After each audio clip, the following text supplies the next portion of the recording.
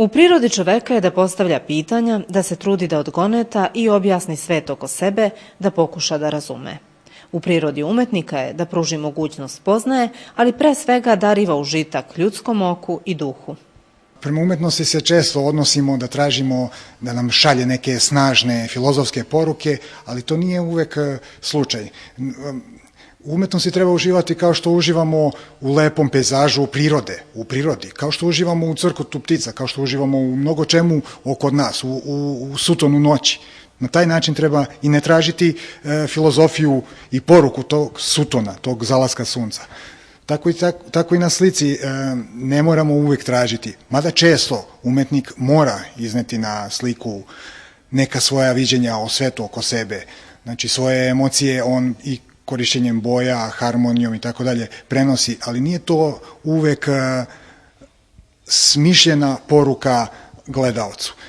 Gledaoc je koautor slike i on može, koautor to znači da može na svoj način doživjeti sliku, biti aktivan u tom procesu stvaranja jer on preko oka i svog doživljaja stvara već neke nove slike za samog sebe. To je neka prednost apstraktne umetnosti danas, ove moderne umetnosti koja dozvoljava da svaki čovek doživi sliku na svoj način, bez obzira što na slici ništa nije slučajno. Na slici je sve onako kako je moralo biti, kako je moralo izaći iz umetnika. Kao što se u jednom danu smene sunce i kiša, kao što se u tom danu u čoveku smene osjećanja nebrojno puta, tako i slike umetnika imaju svoj ritam.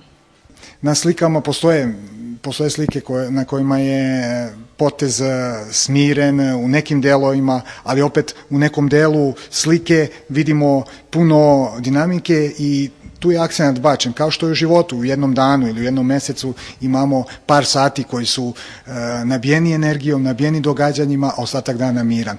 O umetnosti Vojkana Đurđevića Aleksandra Nikolić je napisala: u kičici ovog slikara mirišu vešto skrivene siluete oslobođenih ljudi, onih koji strpljivo i mudro traže svoje puteve u lavirintima penušavih talasa.